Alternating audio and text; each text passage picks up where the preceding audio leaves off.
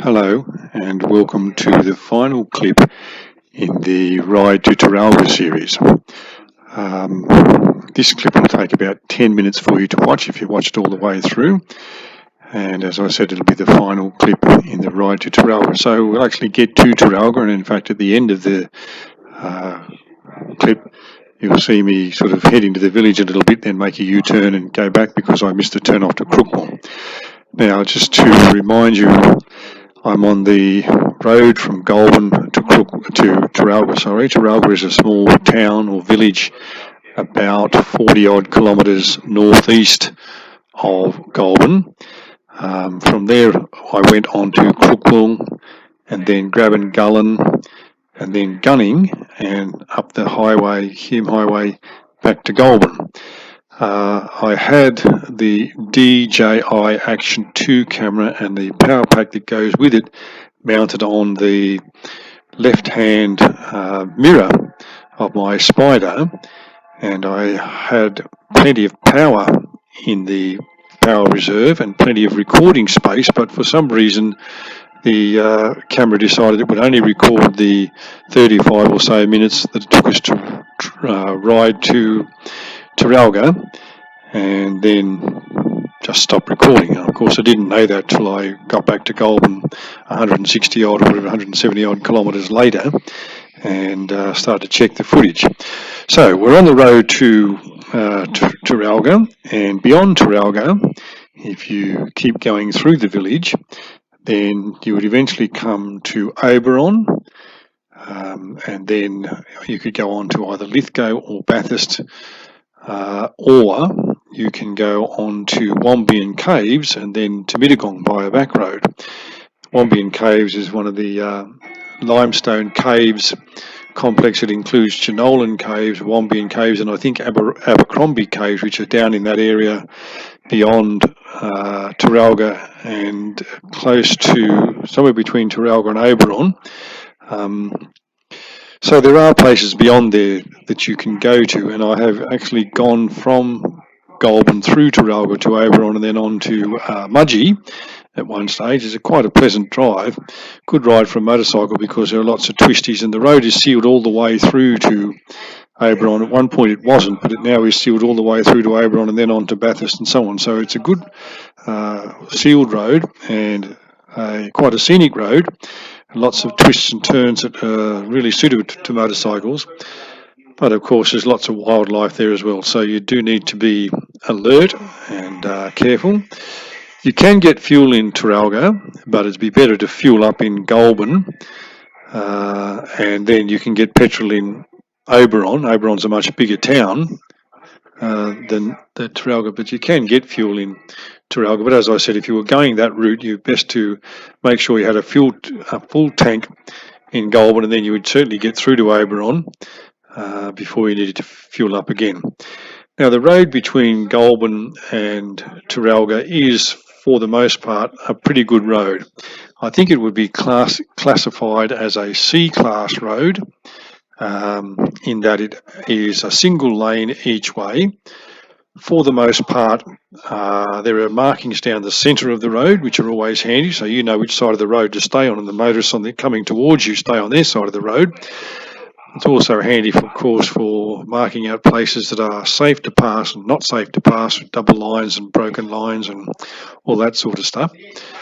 There are usually, on that road, there are markings on the edges of the road as well, those white lines on the edge of the road. So obviously you know where the edge of the road is, and then there are those white posts that either have the white reflector on them or the red reflector. The red reflector is obviously on the side facing you, in the direction you're going, and the white reflector is on the other side of the road. Those white posts are very handy at night for clearly showing the edge of the road, and the reflectors are there for the same reason. It often dismays me when I go along roads like that and I find that the posts have been bent over or knocked over and not straightened back up again, because if it's an area you are unfamiliar with, those posts are very important for, as I said, marking the edge of the road. For the most part, there's a pretty good shoulder along that road as well, so that if you need to pull off the road, there's a bit of a space between you and the traffic. I've made some observations about that before pulling over and dropping the stand on your bike and so on. All of those points are obviously not applicable to the Spyder because it doesn't have a stand. It has the two wheels at the front, so it's quite stable. But nevertheless, the same point applies. When you stop, check your rear vision mirror and make sure it's safe to get off your bike. And if possible, whether it's a Spyder or any other bike, try to get off on the left-hand side of your bike so that you're getting off onto the shoulder of the road away from the traffic. But if you have to get off on the right-hand side because the shoulder drops away into a gully or a table drain or something like that, then have a good look and check over your shoulder and make sure that it's safe before you get off. There are a couple of places where the shoulder's not terribly wide and they're obviously not good places to stop. I mentioned in the last video that the camera angle appears to show me sometimes keeping very close to or even crossing the centre line, but I think that's to do with the angle of the camera and the type of lens that is used in these GoPro type cameras. Although this is not a GoPro, I guess they all use pretty well the same sorts of lens to give you such a big picture view of what you're seeing. But there were occasions when I was close to the centre line of the road because after all the rain that we experienced all the way through 2022, the edges of the road in some cases are quite uneven, and I'm trying to avoid falling into potholes and so on. That's reasonably easy to do when you're on a two-wheeler. You just point the front wheel and the back wheel will go wherever the front wheel goes. But when you're on a bike with two wheels at the front and the two wheels are almost as far apart as a small hatch, it's not as easy to do. And I wanted to avoid as many of the potholes as I possibly could and the cracks and bumps on the shoulder, and I wanted the ride to be as smooth as it could be for my pillion as well. I spoke in the first video about pillion safety, and I don't ever want to be in the position of telling people what to do or being accused of being the safety police or the nanny state or any of those sort of things. But I do think that sometimes we make assumptions about what appears to be common sense to us, but isn't necessarily common sense to other people. And just pointing out some of the factors that might influence the performance of your bike and the responsibilities that you have when you have a pillion on the back isn't necessarily acting like the safety police or Mr. Bossy Boots telling people what they should do. The point I tried to make there strongly is that when you've got someone on the back of your bike, two things. Number one, you now are responsible for another life. And obviously you're responsible for other lives if you have those people in your car, but you've got much more protection around you.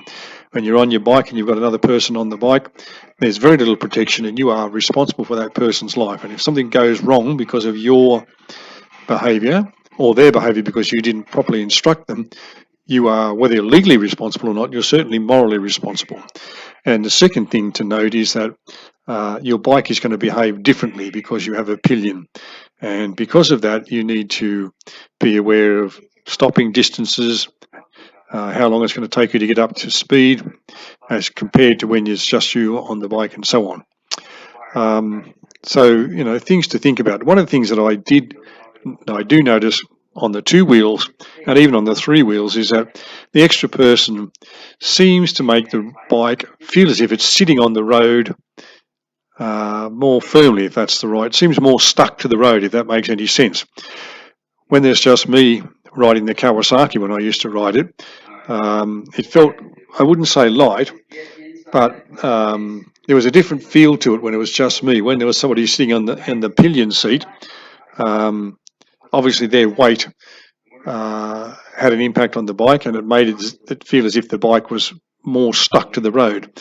The same thing applies with the Spyder, that the extra weight, although the bike is very stable, it appears and feels much more stable and much more stuck to the road. That's the best way I can describe it, with a second person sitting on the bike, and so that influences and affects the way you ride.